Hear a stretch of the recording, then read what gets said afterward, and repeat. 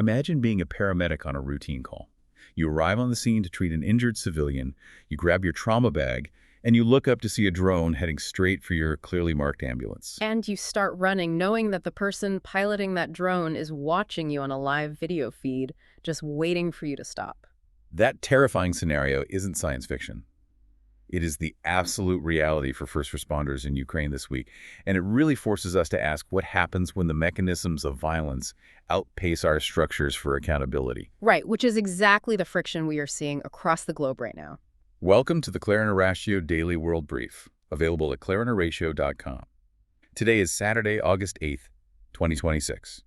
Our mission today is to examine that friction between institutional norms and raw leverage. We'll be looking at the U.S. Justice Department, shifting security strategies in South America, economic traps in global energy markets, and the ethical lines tech workers are desperately trying to draw around artificial intelligence.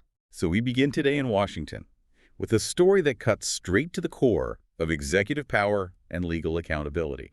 The U.S. Senate has just narrowly confirmed President Donald Trump's nominee, Todd Blanche, as the 88th Attorney General. The final tally was 50-49, taking place in this early morning vote that settles a massive, prolonged standoff over who actually controls the Justice Department. And the deciding vote in favor was supplied by Republican Senator Bill Cassidy, which is remarkable considering the intense political animosity between Cassidy and the president.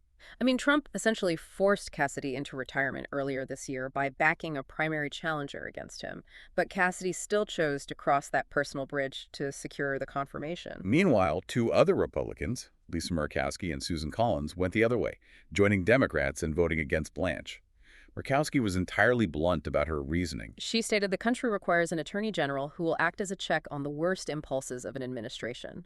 She cited deep concerns over the politicization of the DOJ. Because getting to those 50 votes was not a straightforward process. Blanche had to make some unprecedented 11th-hour concessions on the Senate floor to secure the gavel. He promised to completely scrap a $1.8 billion compensation fund that was quietly slated for political allies, including individuals prosecuted for the January 6th attack. He was also forced to publicly clarify a highly controversial DOJ directive regarding the president's family and the Trump Organization. That directive was originally designed to shield them from tax audits and penalties. And Blanche had to state on the record that this tax immunity would only apply retroactively, not to future filings. Let us pause on the actual mechanics of that for a second. How does an incoming attorney general legally promise retroactive tax immunity for a sitting president's family during a confirmation hearing? The mechanism involves the DOJ issuing binding legal opinions to the IRS, essentially instructing the agency to stand down on audits covering prior years based on, interpretations of executive privilege or selective prosecution. But negotiating the scope of that immunity in open session trading future tax accountability for confirmation votes, that blurs the line between the Attorney General operating as the people's lawyer and functioning as a private personal defense attorney. Illinois Senator Dick Durbin argued exactly that. He said it treats the Justice Department like a private law firm serving a single client. It demonstrates how legal frameworks are bending around the immediate personal needs of executive power. We can see a parallel to that dynamic in an interview that aired this week on the BBC. Hunter Biden spoke at length about the unconditional pardon he received from his father, former President Joe Biden, back in 2024. Hunter acknowledged the pardon was, quote, not good for the Constitution, the American people, or his father's legacy. He argued his father made that choice out of fear that Hunter would become a target for incoming political retribution. That interview also contained a tragic revelation. Hunter Biden disclosed that the former president's cancer has painfully metastasized into his bones. Placing that personal grief alongside the political calculus of a pardon really synthesizes a growing American reality. The justice system is increasingly viewed and utilized by both sides of the political spectrum as an extension of raw executive leverage. Whether a president is shielding a son from prosecution in their final days in office or negotiating retroactive tax immunity for their business empire to confirm a cabinet member, the overarching theme is the subordination of institutional independence to personal protection. And one of the newly confirmed Attorney General's immediate priorities to come directly out of the country to exercise some of that leverage. Todd Blanche led a U.S. delegation to South America for the inauguration of Colombia's new right-wing president, Abelardo de la Espriella. The U.S. State Department used this inauguration to pledge a $1 billion security assistance package to support de la Esprilla's incoming administration, which marks a drastic, aggressive policy reversal for Colombia. De la Espriella, a former lawyer who actually embraces the nickname the Tiger, made a highly symbolic choice for his swearing-in. He bypassed the capital of Bogotá entirely and held the ceremony at a military base in the volatile western city of Cali. Wait, his background is in law, but he has represented drug trafficking paramilitaries in the past, and now he's the president. And in his maiden speech to the troops, he promised an all-out war on narco-terrorism. He is pledging to build mega prisons and resume aerial herbicide spraying to eradicate coca crops. That is not just a policy shift, that is a pendulum swinging violently from one extreme to the other. Former leftist President Gustavo Petro spent his term prioritizing negotiation and a total peace strategy with armed groups. And this abrupt swing back to militarization carries immense public health and civic costs for Colombian civilians caught in the middle. Aerial spraying, for instance, involves dropping glyphosate over vast swaths of rural land. It destroys the coca crops, but it also decimates legitimate agriculture, poisons water supplies, and has been linked to severe health issues for the farming communities. The fact that voters are willing to accept those collateral damages points to a much broader trend across Latin America. In countries like Peru, Argentina, Chile, and Ecuador, the electorate is exhausted by rising violent crime and stagnant economies. So they are embracing hard-right candidates who promise authoritarian security measures and swift crackdowns, willingly bypassing traditional legal norms if it brings order. De la Espriella solidified this by immediately enrolling Colombia in the Trump-founded Shield of the Americas security partnership. But that approach of using aggressive leverage is impacting more than just hemispheric security. It is creating a massive crisis in global trade routes. Fighting between the U.S. and Iran has intensified, effectively halting commercial traffic through the Strait of Hormuz. The mechanical reality of that waterway is critical. Historically, the Strait of Hormuz handles 20% of the world's global oil and liquefied natural gas. And Iran is now enforcing a physical blockade with a stark ultimatum. They're saying either all regional energy producers can export or no one does. They are explicitly threatening the alternative infrastructure countries use to bypass the strait, specifically Saudi Arabia's East-West pipeline and the UAE's Abu Dhabi crude oil pipeline. Which I should mention, for more daily briefings, brain candy explainers, and classic audiobooks, you can visit clarinarratio.com. But translating those geopolitical maneuvers into everyday public impact reveals a terrifying economic trap. Because those alternative pipelines can only handle about 8.8 million barrels a day, which is nowhere near enough to replace the massive volume lost through Hormuz. Simultaneously, the U.S. Senate just passed a bill by an overwhelming 86-11 margin, allowing the administration to impose up to 100% tariffs on goods from any country purchasing Russian oil. This directly targets major buyers like India and China. The precariousness of this situation lies in how these two forces interact to squeeze the global economy. Gulf producers are physically trapped between the threat of Iranian military retaliation against their pipelines and the reality of U.S. naval blockades. Meanwhile, massive Asian markets face an impossible choice. With Hormuz shut down, they need oil. If they buy discounted Russian crude to keep their economies running, they face devastating 100% economic tariffs on their exports to the United States. But if they comply with the U.S. and avoid Russian oil, they are forced to pay extortionate blockade-driven energy prices. These twin pressures threaten immediate massive spikes in your household energy costs and a vicious resurgence of global inflation. And the funds generated by those Russian oil sales are directly financing brutal realities on the ground in Ukraine, where technology is being weaponized to systematically dismantle humanitarian norms. Over the weekend, Russian ballistic missiles struck near Kyiv, killing 3 people, including a child. But beyond the indiscriminate missile strikes, we are seeing a calculated, systematic targeting of healthcare workers using first-person view, or FPV, drones. This brings us back to the paramedic from the beginning of the show, Inna Litvinenko. She described being deployed to treat a civilian in Kherson. While on the scene, a Russian FPV drone smashed into her clearly marked ambulance. Then a second drone arrived. She described grabbing her trauma bag and running for her life, knowing that stopping meant certain death. She called the 10-minute chase safari hunting. The mechanics of FPV drones change the moral calculus of warfare entirely.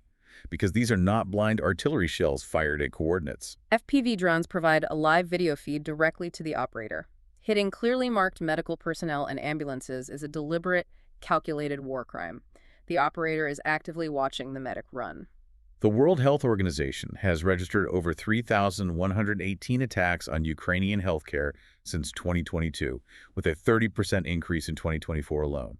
Ambulances currently make up 20% of those targets. First responders are also dealing with double tap strikes. This involves a missile hitting a target and the attacker deliberately timing a second missile to strike the exact same location just as paramedics arrive to treat the victims of the initial blast. The civic consequence of hunting medics like this is that organizations like Doctors Without Borders are forced to pull their mobile clinics back 30 kilometers from the active fighting. That leaves elderly and vulnerable civilians trapped near the front lines facing slow, agonizing deaths from treatable chronic conditions because it is simply too dangerous for a doctor to reach them. The technology allows a soldier to hunt a medic from miles away, entirely removing the physical risk for the attacker, while maximizing the terror for the civilians. That weaponization of technology in war zones leads directly to the ethical crises brewing inside the companies building these very tools.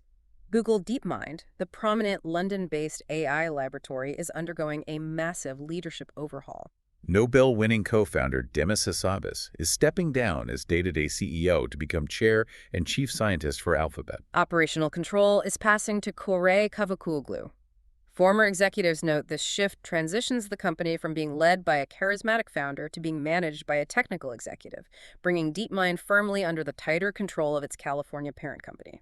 And this corporate restructuring is unfolding amid intense internal political tension and employee resignation, specifically over Google's contracts with the Pentagon and the U.S. Department of Homeland Security. Tech workers are trying to establish ethical lines around how their creations are utilized, and that corporate unease perfectly mirrors a cultural warning regarding how artificial intelligence is impacting civil society. Author Catherine Rundell recently published an essay detailing how AI is systematically dismantling the human process of learning. She highlighted a fascinating MIT study showing that students who use AI to solve problems suffer from a condition researchers are calling cognitive surrender. The mechanism behind cognitive surrender is measurable. The study found that students leaning on AI display significantly lower brain activity while working. The critical finding is what happens when the technology is removed. Students who have been using AI gave up on new problems much faster than students who had never used the tools at all. Because the neural pathways required for resilience and problem-solving simply are not being formed, society is desperately trying to establish moral boundaries around tools that are fundamentally designed to bypass human agency. We see this with tech workers unionizing over military targeting algorithms, and we see it with educators fighting to keep children from outsourcing their developing brains to a server farm. Rundle also cites the deeply tragic case of a 14-year-old boy, Sewell Setzer III. He took his own life after being consistently encouraged by an AI chatbot he had become obsessed with. Think of the learning process this way. Writing a complex essay or solving a difficult equation without AI is like training for a marathon. You are building muscle. Taking a bus, which is the AI, gets you to the finish line much faster, but it entirely defeats the purpose of building strength, stamina, and resilience. If an entire generation loses the intellectual liberty to think critically and tolerate the friction of learning, what happens to the foundation of a functioning democracy? It creates a populace that is highly vulnerable to manipulation, unable to parse truth from generated fiction. Which brings us to the ultimate question of accountability. What happens to the architects of systemic violence, surveillance, and authoritarian control when their regimes finally collapse and the world demands justice? Following the fall of Syrian dictator Bashar al-Assad in December 2024, his top intelligence chief, Hussein Luka, completely vanished. Luka was known across Syria as the Spider.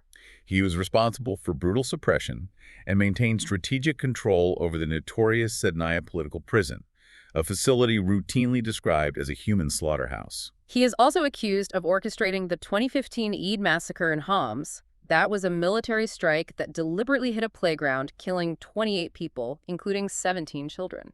A recent BBC investigation uncovered a handwritten phone book left behind in Luka's abandoned luxury apartment in Damascus. Journalists painstakingly traced the contacts in that book. They called 51 different operational numbers, set up fake medical appointments with doctors listed in the pages, and eventually met a former bodyguard at midnight. Through that analog detective work, They located Luka hiding in the suburban outskirts of Moscow. The contrast here is incredibly poignant. You have victims like Mohammed Tawakatli, who lost his 7-year-old son while in that Homs playground. Muhammad walks among the saplings planted in the exact spots where the children died, waiting for some semblance of justice. On the other side, the perpetrator is living quietly in exile. When journalists managed to reach Luka on a Russian phone number, he flatly refused to answer for his crimes, stating only that he couldn't talk in his current position. The new Syrian government has issued official warrants for premeditated murder and torture.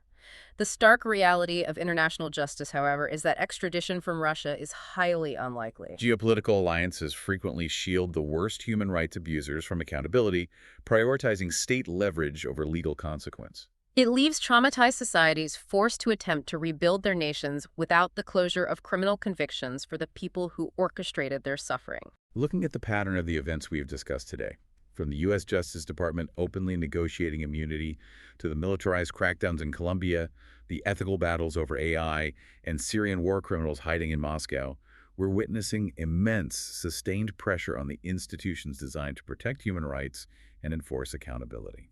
The recurring theme is the removal of consequence and the bypassing of the human element.